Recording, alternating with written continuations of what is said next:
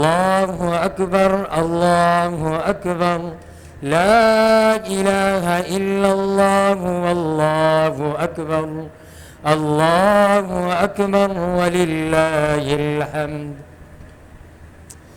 میرے انتہائی قابل قدر بزرگان دین، عزیز ساتھیوں، مسلمان بھائیوں، اللہ تبارک و تعالی نے مجھے اور آپ کو دنیا کے افضل ترین اور اللہ کے ہاں محبوب ترین عشرہ عطا فرمایا، اور وہ عشرہ، وہ 10 دن ذی الحجہ کے شروع کے 10 دن ہیں۔ گزشتہ جمعے میں نے آپ حضرات سے یہ بات عرض کی تھی کہ ذی الحجہ کا جو مہینہ ہے، اسلامی مہینوں کی گنتی کے اعتبار سے یہ 12واں مہینہ ہے، اور مہینوں کی یہ تعداد اللہ نے زمین اور آسمان کی پیدائش کے وقت سے ہی مقرر فرمائی ہے۔ پھر 4 مہینے اس میں عزت، احترام اور عظمت والے ہیں، اور ذی الحجہ بھی انہی میں سے ایک ہے۔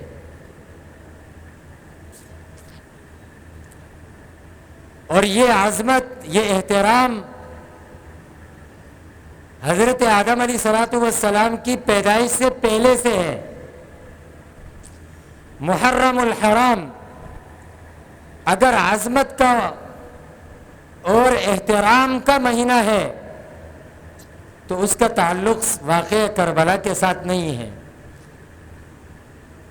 ذی الحجہ اگر عظمت اور احترام والا ہے، اس کا تعلق حضرت ابراہیم علیہ السلام کے اور اسماعیل علیہ السلام کے واقعے کے ساتھ نہیں ہے۔ اسی طرح ذی القعدہ اور رجب یہ انسان کے پیدا ہونے، یعنی پہلے انسان حضرت آدم علیہ السلام کی پیدائش سے پہلے سے ہی چل رہا ہے، اور یہ قرآن کہہ رہا ہے۔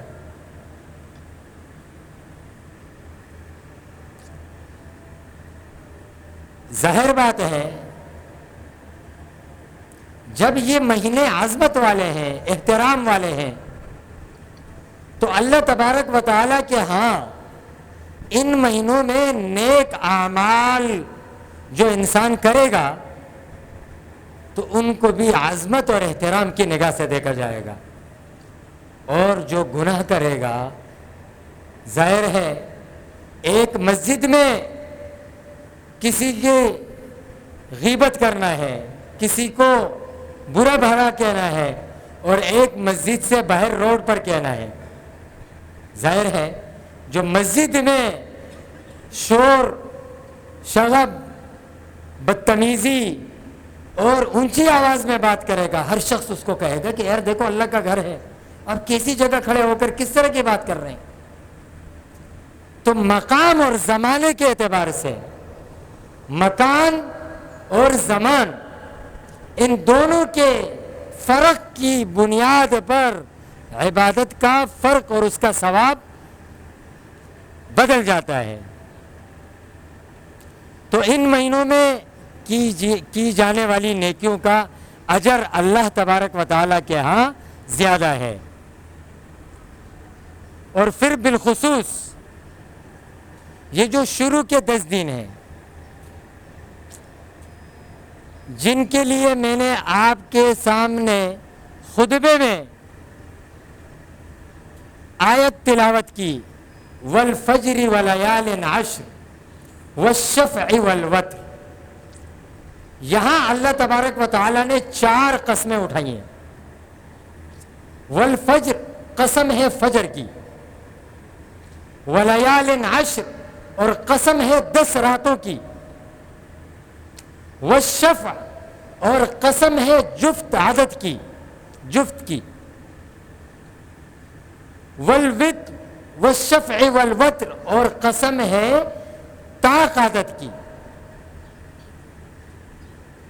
مفسرین نے ان 4 قسموں کی وضاحت بیان فرمائی ہے کہ فجر کی قسم اللہ اٹھا رہے ہیں، اور ہم سب جانتے ہیں آج جمعے کی فجر تھی، کل ہفتے کی فجر ہوگی، گزشتہ کل جمعرات کی فجر تھی۔ فجر سے کون سی فجر مراد ہے؟ بقرہ عید کی فجر مراد ہے، عید الاضحیٰ کے دن کی فجر مراد ہے، 10 ذی الحجہ کے دن کی فجر مراد ہے۔ وَلَيَالٍ عَشْرٍ، 10 راتیں، ان 10 راتوں سے 1 ذی الحجہ سے لے کر 10 ذی الحجہ تک، عید کی رات تک جو راتیں ہیں یہ مراد ہے۔ والشفع، اور جفت عدد، اس سے مراد 10 ذی الحجہ کا دن ہے، اور والوتر، اور طاق عدد سے مراد یوم عرفہ یعنی 9 ذی الحجہ ہے۔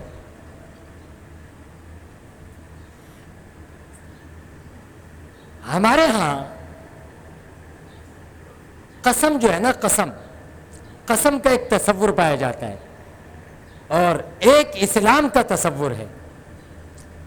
عام انسانوں کے ذہن میں یہ بات ہے کہ قسم اس چیز کی اٹھائی جائے گی کہ جو چیز اہمیت اور عظمت والی ہو۔ مسلمانوں کے ہاں غیر اللہ کی قسم نہیں ہے۔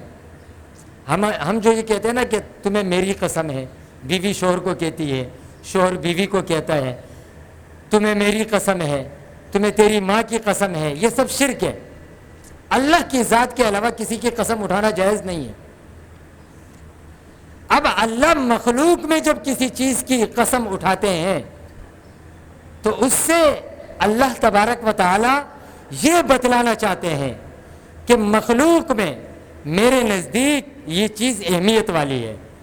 اور قرآن میں جا بجا اللہ نے قسم اٹھائی، والتین والزیتون وطور سینین، اللہ نے انجیر کی قسم اٹھائی، زیتون کی قسم اٹھائی، کوہ طور کی قسم اٹھائی، طور پہاڑ جو ہے، وہذا البلد الامین، مکہ کی قسم اٹھائی۔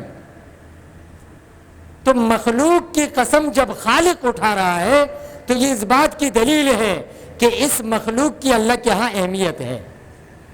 میں یہ بات سمجھانا چاہ رہا ہوں کہ اللہ نے اس عشرے کی قسم اٹھائی ہے، جس عشرے کے آج آپ 5 دن گزار چکے ہیں، آج ذی الحجہ کی 5 تاریخ ہے، اور یہ بہت اہمیت والا عشرہ ہے، بہت عظمت والا عشرہ ہے، اس لیے اس کو ضائع نہ کیا جائے۔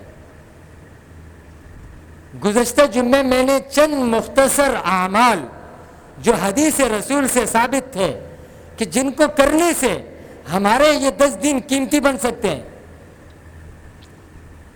انتہائی آسان ہے، انتہائی آسان۔ سب سے پہلا کام آپ علیہ الصلوۃ والسلام نے فرمایا کہ ان 10 دنوں میں ایک روزہ رکھنا 1 سال کے روزوں کے ثواب کے بقدر ہے۔ 1 ذی الحجہ سے لے کر 10 ذی الحجہ تک کی بات ہو رہی ہے۔ ہم تو 8 اور 9 کا روزہ رکھتے ہیں، اس کی فضیلت مزید ہے، زیادہ ہے، لیکن میں شروع دن سے بات کر رہا ہوں۔ تو روزوں کا اہتمام کیا جائے، ایک روزہ 1 سال کے روزوں کے بقدر۔ اور دوسرا کام نفلی عبادت، نفل، آپ نے حدیث میں فرمایا کہ قیامہ کقیام لیلۃ القدر، 2 رکعت نماز پڑھنا ان دنوں میں ایسا ہے جیسے آپ کو لیلۃ القدر نصیب ہو جائے۔ کتنی بڑی بات ہے، یہ میں نہیں کہہ رہا، یہ میں کوئی جنگ اخبار نہیں سنا رہا، یہ پیارے پیغمبر دو جہاں کے سردار، اللہ کے محبوب ترین 1,24,000 انبیاء کے سردار جناب رسول اللہ صلی اللہ علیہ وسلم نے اپنی امت کو جو سکھایا ہے وہ میں بتا رہا ہوں، اور پوری ذمہ داری سے بتا رہا ہوں۔ 2 رکعت کتنا ٹائم لگتا ہے؟ 1.5 منٹ بھی نہیں لگتا۔ اور یہ دورانیہ ایسا نہیں ہے کہ آپ رات کو 2 بجے اٹھیں گے تو نہیں بھائی، یہ مغرب سے لے کر طلوع فجر صبح صادق تک، آج صبح صادق کا ٹائم تھا 4:19۔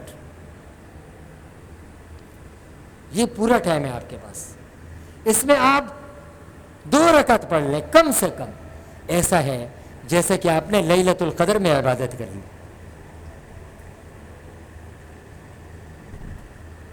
اور تیسری چیز جس کی طرف ہم نے توجہ رکھنی ہے وہ قربانی ہے۔ اور قربانی ظاہر ہے ہر کوئی نہیں کرتا، صاحب نصاب پر ہے۔ جو صاحب نصاب قربانی کر رہا ہے اس کے ذہن میں اسلام کا جو قربانی کا تصور ہے وہ سامنے رہے۔ میں بار بار یہ آیت آپ کے سامنے ہر جمعے یاد دہانی کے طور پر پڑھتا ہوں کہ لن ینال اللہ لحومها ولا دماؤها ولکن ینالہ التقوی منکم، کہ اللہ کو نہ گوشت کی ضرورت ہے نہ خون کی ضرورت ہے، اللہ آپ کے جذبات کو دیکھتے ہیں کہ میرا بندہ بکرا ذبح کر رہا ہے یا 10 لاکھ کا بیل ذبح کر رہا ہے، اللہ کو اس کی ضرورت نہیں ہے۔ اللہ آپ کے اخلاص کو دیکھ رہے ہیں، اللہ آپ کے دل کے جذبات کو دیکھتے ہیں۔ اور چوتھا عمل حج کا ہے، وہ حج بھی صاحب استطاعت پر ہے۔ اللہ تبارک و تعالیٰ ہم سب کو لے جائے، سب کو نصیب فرمائے اور سب کو استطاعت نصیب فرمائے۔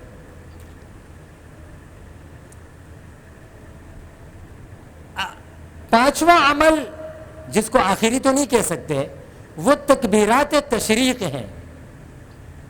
ہمارے ہاں جو مشہور ہے کہ بھائی ہم نے 9 تاریخ کی فجر سے 13 تاریخ کی عصر تک اللہ اکبر لا الہ الا اللہ واللہ اکبر اللہ اکبر وللہ الحمد یہ پڑھنا ہے، بالکل، لیکن اس کا ایک وجوبی حکم ہے، وہ یہی ہے کہ 9 کی فجر سے 13 کی عصر تک ٹوٹل 23 نمازیں ہیں، فرض نمازیں، جن میں مرد پر، عورت پر، اکیلے نماز پڑھنے والے پر، امام صاحب پر بھی، مقتدی پر، جو تکبیر اولیٰ کے ساتھ پڑھ رہا ہے اس پر بھی، جس کی رکعتیں نکل گئی ہیں اس پر بھی، ہر ایک پر ایک بار پڑھنا مرد کے لیے بآواز بلند واجب ہے اور عورت کے لیے آہستہ آواز میں واجب ہے۔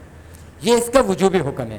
اور ایک اس کا استحبابی حکم ہے، جب ذی الحجہ داخل ہو جائے چلتے پھرتے آپ تکبیرات تشریق پڑھیں، اللہ اکبر لا الہ الا اللہ واللہ اکبر اللہ اکبر وللہ الحمد۔ حضرت عبداللہ ابن عمر رضی اللہ عنہ، ابو داود شریف کے اندر یہ روایت ہے کہ آپ علیہ الصلوۃ والسلام نے فرمایا کہ ان 10 دنوں میں اس عمل سے بڑھ کر کوئی عمل نہیں ہے۔ کیا عمل ہے؟ اللہ کی تسبیح، اللہ کی تحمید اور اللہ کی تکبیر، اور یہ تینوں چیزیں ان کلمات کے اندر موجود ہیں۔ تو تکبیرات تشریق کا بھی اہتمام کیا جائے، چلتے پھرتے ہم اس تسبیح کو پڑھیں، اللہ اکبر لا الہ الا اللہ واللہ اکبر اللہ اکبر وللہ الحمد، اور الحمدللہ سب کو یاد ہے۔ تو اہتمام کریں گے نا انشاءاللہ، اپنے ان اوقات کو ہم نے قیمتی بنانا ہے، جو کرے گا اس کا اپنا فائدہ ہے۔ دیکھیں وقت ہمیں ملا، یہ ایام حدیث میں آتا ہے افضل ایام الدنیا، کہ اس چاند اور سورج، زمین اور آسمان، اس کائنات میں جتنے دن اس کائنات کو دکھنے کو مل رہے ہیں ان میں سب سے افضل ترین دن یہ 10 دن ہیں۔ آپ نے فرمایا، صحابہ بیٹھے ہوئے تھے تو صحابہ نے سوال کیا کہ یا رسول اللہ، افضل ترین دن اور افضل ترین اعمال، کیا ایک وہ شخص جو اللہ کے راستے میں جہاد کے لیے جائے، اپنی جان کو ہتھیلی پر رکھ کر جائے، اس کے عمل سے بھی یہ ان دنوں کے اعمال افضل ہیں؟ آپ نے فرمایا جی، اس مجاہد کے عمل سے بھی ان 10 دنوں کی عبادت افضل ہے۔ ہاں، اگر وہ مجاہد جو اپنا مال بھی لگا کر کیا، اور اپنی جان بھی اس نے اللہ کے حضور پیش کی، نہ مال واپس آیا نہ جان واپس آئی، وہ شہید ہو گیا، اس کا مال بھی لٹ گیا، اس کی جان بھی اللہ کے حوالے ہو گئی۔ اب اس کا اجر ان دنوں میں عبادت کرنے والے عابد کی عبادت سے بڑھ گیا۔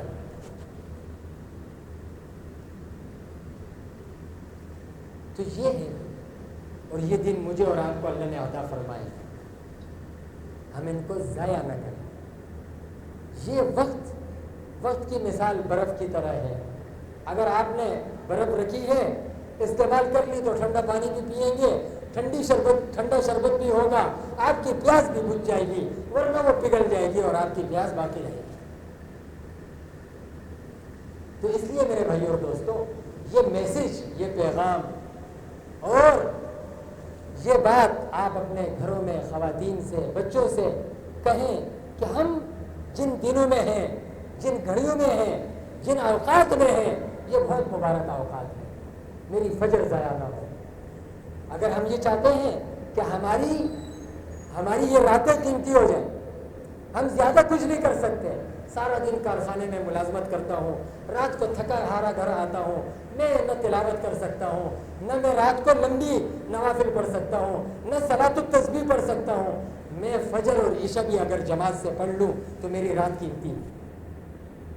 جس کی فجر اور عشاء با جماعت ہے، حدیث میں آتا ہے کہ اللہ فرشتوں سے فرماتے ہیں کہ میرے اس بندے کی نیند کو، جو رات کو اس نے نیند کی ہے، رات کو اس نے آرام کیا ہے، اپنے پنکھے کے نیچے اپنے بیڈ پر سویا ہے، اس کی نیند کی ایک ایک گھڑی کو ثواب سے تبدیل کر دیا جائے۔ لیکن یہ وہ شخص ہے جو عشاء بھی باجماعت پڑھے اور فجر بھی باجماعت پڑھے۔ تو اس لیے نمازوں کا، فرض نمازوں کا اہتمام کیا جائے، کوشش کی جائے۔ اسی طریقے سے ان 10 دنوں میں ایک مستحب عمل بال اور ناخن کا نہ کاٹنا ہے۔ اس پر میں نے اثر میں بھی بات کی تھی کہ اگر کسی نے تاریخ کے علم کے نہ ہونے کی بنیاد پر بال اور ناخن کاٹ لیے تو قربانی پر کوئی فرق نہیں پڑے گا۔